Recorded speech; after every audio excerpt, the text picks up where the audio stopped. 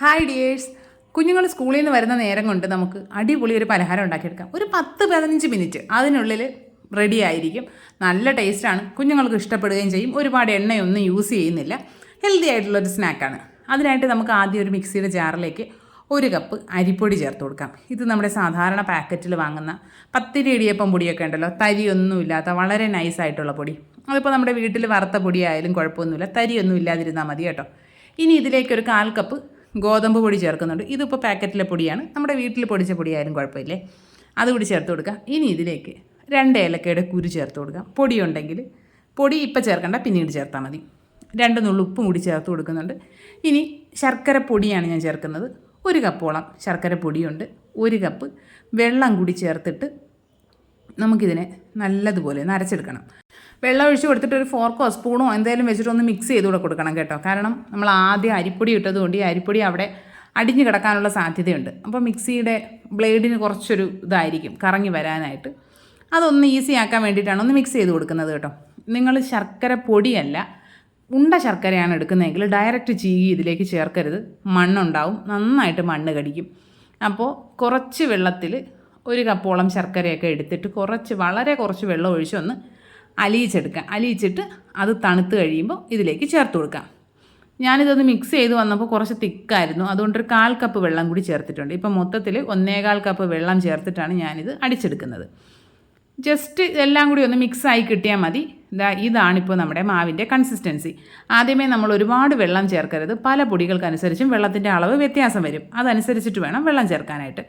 ഇപ്പോൾ ഇതാണ് കൺസിസ്റ്റൻസി. നമുക്ക് മാവിനെ ഒന്ന് മാറ്റി വയ്ക്കാം. ഇനി വേറെ കുറച്ച് പരിപാടികളിലൂടെ ഉണ്ട്. ഇനി നമുക്ക് മറ്റൊരു പാനിലേക്ക് 1 ടീസ്പൂൺ നെയ്യ് ചേർത്ത് കൊടുക്കാം. നെയ്യ് വേണ്ട, വെളിച്ചെണ്ണയാണ് ചേർക്കാൻ ഇഷ്ടമെങ്കിൽ അതും ചേർക്കാവുന്നതാണ്. ഇനി ഇതിലേക്ക് 1/4 കപ്പ് ചിരകിയ തേങ്ങ അതിനെ ചേർത്ത് കൊടുത്തിട്ട് ഒന്ന് വറുത്തെടുക്കാം.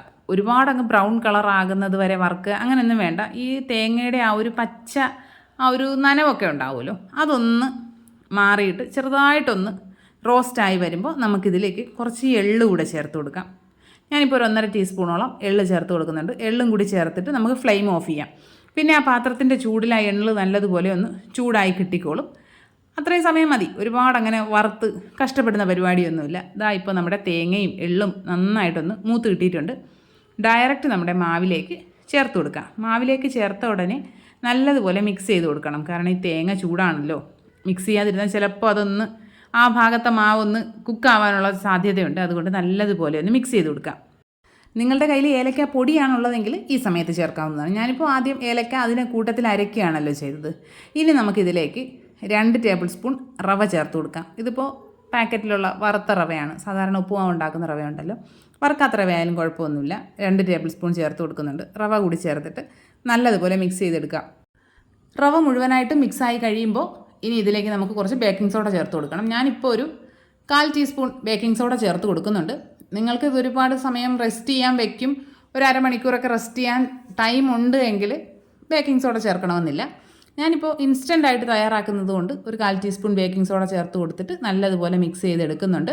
ബേക്കിംഗ് സോഡ ഇട്ടിട്ട് നന്നായിട്ട് ഇളക്കി കൊടുക്കണം, ഇല്ലെങ്കിൽ ബേക്കിംഗ് സോഡ കട്ട കെട്ടി കിടക്കാനുള്ള സാധ്യതയുണ്ട്. ഇപ്പോൾ നമ്മുടെ ബാറ്റർ റെഡി ആയിട്ടുണ്ട്. ഇപ്പോൾ കണ്ടോ, കുറേ കൂടി നന്നായിട്ട് തിക്കായിട്ടുണ്ട് ഈ ബാറ്റർ. അരിമാവല്ലേ, അത് കുറേ സമയം കഴിയുന്നതിനനുസരിച്ച് തിക്കായിക്കൊണ്ടിരിക്കും. ഞാനിപ്പോൾ മൊത്തത്തിൽ 1/4 കപ്പ് വെള്ളമാണ് ചേർത്തിരിക്കുന്നത്. വെള്ളത്തിൻ്റെ അളവ് നന്നായിട്ട് ശ്രദ്ധിച്ചോളാം. ഇനി ഞാനിപ്പോൾ ഒരു ഉണ്ണിയപ്പച്ചട്ടി അടുപ്പിലേക്ക് വെച്ചിട്ടുണ്ട്. നോൺ സ്റ്റിക്കിൻ്റെ ഉണ്ണിയപ്പച്ചട്ടി ആയതുകൊണ്ട് ഞാൻ ജസ്റ്റ് വളരെ കുറച്ച് ഓരോ തുള്ളി വീതം ഇങ്ങനെ കുറച്ചൊന്ന് സ്പ്രേ ചെയ്ത് കൊടുക്കുന്നേ ഉള്ളൂ. ഒരുപാട് എണ്ണ ഒഴിച്ച് എണ്ണയിൽ മുക്കി പൊരിക്കുകയൊന്നും അല്ല ചെയ്യുന്നത്. ഇതുപോലെ ഓരോ കുഴിയിലേക്കും കുറേശ്ശെ മാവ് ഒഴിച്ചു കൊടുക്കാം.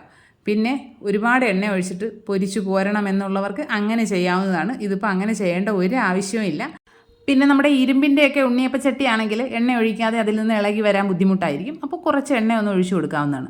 ആദ്യം ഒരു സ്പൂൺ എടുത്ത് അതിൽ കോരി ഒഴിച്ചു.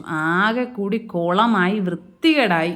ഭംഗിയിലൊക്കെ ഒഴിക്കണമെന്ന് കരുതിയതാണ്, നടന്നില്ല. പിന്നീട് ആ സ്പൂൺ മാറ്റിയിട്ട് വേറെ കുറച്ച് കുഴിയുള്ളൊരു തവി എടുത്ത് അതിലൊഴിച്ചിട്ടുണ്ട്. മാവ് ഒഴിച്ചതിന് ശേഷം അടച്ചു വയ്ക്കുക. അടച്ചു വെച്ചിട്ട് ഒരു 2-3 സെക്കൻഡൊക്കെ ഒന്ന് ഫ്ലെയിം ഒന്ന് കൂട്ടി വെച്ച് കൊടുത്തു കഴിഞ്ഞാൽ ഒന്ന് കുക്കായി കിട്ടും. മുകൾ ഭാഗം വരെ ഡ്രൈ ആയതിനു ശേഷം നമുക്ക് മറിച്ചിട്ട് കൊടുക്കാം. അങ്ങനെ വേണം ചെയ്യാൻ. ഞാൻ എന്തിനാണ് ഇങ്ങനെ ചെയ്തത് എന്ന് ചോദിച്ചാൽ എനിക്കറിയാൻ പാടില്ല. മുകൾ ഭാഗം ഇത് ഡ്രൈ ആയിട്ടില്ല. മാവ് അപ്പോഴും ആ ഒരു ഇങ്ങനെ ചരിക്കുമ്പോൾ കണ്ടില്ലേ, ലിക്വിഡായിട്ട് തന്നെ ഇരിക്കുകയാണ്. പക്ഷേ ഞാൻ അതിനെക്കുറിച്ചൊന്നും ചിന്തിക്കുന്നില്ല, ഞാനതങ്ങ് മറിച്ചിടുകയാണ്. ഇതെല്ലാം ഇങ്ങനെ ചെയ്ത് കഴിഞ്ഞ് രണ്ടാമത്തെ സെറ്റ് ചെയ്യുമ്പോഴാണ് ഞാൻ ആലോചിക്കുന്നത്, മുകൾ ഭാഗം കൂടി കുക്കായിട്ടല്ലേ മറിച്ചിടാനുള്ളതെന്ന്. ചില നേരത്തെ ആ ഒരു റിലേ കിട്ടില്ലല്ലോ, അതാണ് കുഴപ്പം. പിന്നെ ഈ വീഡിയോസ് കാണുമ്പോൾ നിങ്ങൾ വിചാരിക്കരുത് നമ്മളെല്ലാം പെർഫെക്റ്റ് ആയിട്ടാണ് ചെയ്യുന്നത്. അങ്ങനെയൊന്നും അല്ല കേട്ടോ. നമ്മൾ ഈ ചെയ്യുന്ന ഓരോ റെസിപ്പികൾക്ക് പിന്നിലും ഒരുപാട് പരാജയങ്ങളൊക്കെ ഉണ്ട്. അപ്പോൾ അതൊക്കെ ഒന്ന് മനസ്സിലാക്കണം. നമ്മളൊരു വീഡിയോ കാണുമ്പോൾ അതിൽ കാണുന്നതും പറയുന്നതും മുഴുവനായിട്ടങ്ങ് സത്യമാണ്, ഇങ്ങനെയാണ് ഡെയിലി ലൈഫ് എന്നൊന്നും ചിന്തിക്കരുത്. കഥ പറഞ്ഞതാ നമ്മുടെ സ്നാക്ക് റെഡി ആയിട്ടുണ്ട്. രണ്ട് സൈഡും നന്നായിട്ടൊരു ഗോൾഡൻ കളർ വരണം. പിന്നെ ഒരു സ്ക്യൂറോ എന്തെങ്കിലും വെച്ചിട്ട് ഏറ്റവും ലാസ്റ്റ് നമ്മൾ മാവ് ഒഴിച്ചതുണ്ടല്ലോ, അതിലൊന്ന് കുത്തി നോക്കണം. അതിൽ തീരെ പറ്റി പിടിക്കുന്നൊന്നും ഇല്ലെങ്കിൽ കുക്കായിട്ടുണ്ട്. നമുക്കെല്ലാം കോരിയെടുത്ത് മാറ്റി വയ്ക്കാം. അടുത്ത തവണ ഉണ്ടാക്കുമ്പോൾ എണ്ണ ഒഴിക്കണമെന്ന് തന്നെയില്ല. ഞാൻ എന്നിട്ടും വളരെ കുറച്ചൊന്ന് ജസ്റ്റ് ഒന്ന് സ്പ്രേ ചെയ്ത് കൊടുത്തിട്ടാണ് മാവ് ഒഴിച്ച് കൊടുക്കുന്നത്. ഈ സമയത്ത് ഫ്ലെയിം ഏറ്റവും കുറച്ച് വെച്ചിട്ട് വേണം ഒഴിക്കാൻ. ഇല്ലെങ്കിൽ ഏറ്റവും ലാസ്റ്റ് മാവ് ഒഴിച്ചെത്തുമ്പോഴേക്കും ആദ്യം ഒഴിച്ചത് കരിഞ്ഞിട്ടുണ്ടാവും. അതുകൊണ്ട് ഫ്ലെയിം ഏറ്റവും കുറച്ച് വെച്ചിട്ട് വേണം രണ്ടാമത്തെ തവണയായിട്ട് ഒഴിക്കാൻ. കാരണം പാത്രം നന്നായിട്ട് ചൂടായിട്ടുണ്ടാവും. ഇതാ നമ്മുടെ ഉണ്ണിയപ്പം എന്ന് വേണമെങ്കിൽ പറയാം. ഉണ്ണിയപ്പച്ചട്ടിയിൽ ഉണ്ടാക്കിയതായതുകൊണ്ട് ഉണ്ണിയപ്പം എന്ന് പറയാം. പക്ഷേ ഉണ്ണിയപ്പത്തിൻ്റെ ടേസ്റ്റ് ഒന്നുമല്ല, വ്യത്യസ്തമായൊരു ടേസ്റ്റാണ്. എല്ലാ കൂട്ടുകാരും ഒന്ന് ട്രൈ ചെയ്ത് നോക്കുക. എന്നിട്ട് ഫീഡ്ബാക്ക്സ് കമൻറ്റ് ബോക്സിൽ അറിയിക്കുക. വീഡിയോ ഇഷ്ടപ്പെട്ട് കഴിഞ്ഞാൽ ലൈക്ക് ചെയ്യുക, കമൻറ്റ് ചെയ്യുക, ഷെയർ ചെയ്യുക. അത്യാവശ്യം നല്ല സോഫ്റ്റ് ആയിട്ടുള്ളൊരു സ്നാക്കാണേ, പുറമേ ക്രിസ്പിയാണ്. എല്ലാ കൂട്ടുകാരും ട്രൈ ചെയ്ത് നോക്കുക. എന്നിട്ട് ഫീഡ്ബാക്ക്സൊക്കെ കമൻറ്റ് ബോക്സിൽ അറിയിക്കുക. ഇനി നമുക്ക് മറ്റൊരു അടിപൊളി വീഡിയോ ആയിട്ട് ഉടനെ തന്നെ കാണാം. അതുവരെ എല്ലാ കൂട്ടുകാർക്കും ബൈ.